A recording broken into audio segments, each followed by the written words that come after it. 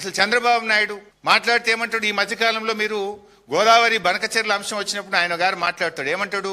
నేను ఎప్పుడూ తెలంగాణ ప్రాజెక్టులను వ్యతిరేకించలేదు, నేను గోదావరి మీద ఏ ప్రాజెక్టును కూడా నేను అడ్డుకోలేదు అంటాడు. This is the letter written by Andhra Pradesh government. ఎన్నడు? 24 ఏప్రిల్ 2026. మొన్న ఏప్రిల్ నెలలో ఆంధ్రప్రదేశ్ తెలంగాణ ప్రాజెక్టుల మీద విషన్ జిమ్ముతూ తెలంగాణ ప్రాజెక్టులను అడ్డుకోండి అని కేంద్ర ప్రభుత్వానికి రాసిన లెటర్ ఇది.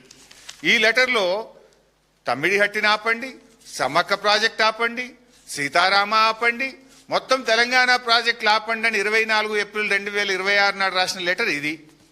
ఇవాళ ఈ ఎజెండాలో కూడా మీరు చూస్తే జిఆర్ఎంబిలో ఈ ఎజెండా ఎవరు పెట్టించిండ్రు? ఆంధ్రప్రదేశ్ ప్రపోజ్డ్. ఇందులో ఏం రాసిండ్రు? ఆంధ్రప్రదేశ్ రాష్ట్ర ప్రతిపాదన మేరకు ఆంధ్రప్రదేశ్ ఎజెండాలో భాగంగా ఈ 7 ప్రాజెక్టులు మేము ఇచ్చిన అనుమతులు రద్దు చేయాలని ఎజెండాలోకి పెట్టినారు. నేను చంద్రబాబు గారు మీరు ఏది చెప్పేది నిజం? టీవీల ముందు వచ్చి నేను తెలంగాణ ప్రాజెక్టులు అడ్డుకోలేదు, గోదావరి ప్రాజెక్టులకు నేను వ్యతిరేకం కాదని చెప్పిన మాట నిజమా? ఈ లేఖలు నిజమా? ఈరోజు ఏ రకంగా జిఆర్ఎంబి ఎజెండాలు వచ్చిందండి?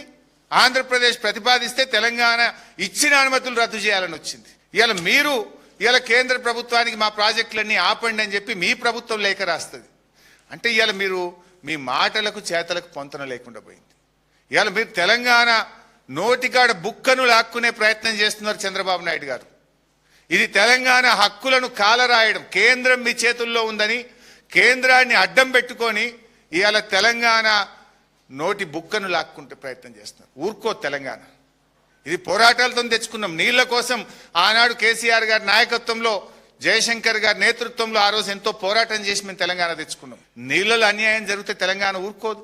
ఇంత జరుగుతుంది అంటే ఇప్పుడు మీరు ఆలోచించండి. సీతారామ అంటే మొత్తం ఖమ్మం జిల్లాకు అన్యాయం చేయడం, కాళేశ్వరం అనుమతులను రద్దు చేయడం అంటే సగం తెలంగాణకు అన్యాయం చేయడం. హైదరాబాద్ మంచినీళ్లు, కరీంనగర్ జిల్లా, వరంగల్ జిల్లా, నల్గొండ జిల్లా, మెదక్ జిల్లా, పార్ట్ ఆఫ్ నల్గొండ జిల్లా మొత్తం ఇవాళ నీళ్లు సాగునీటికి దూరం చేసేటువంటి కుట్ర జరుగుతూ ఉన్నది ఈరోజు.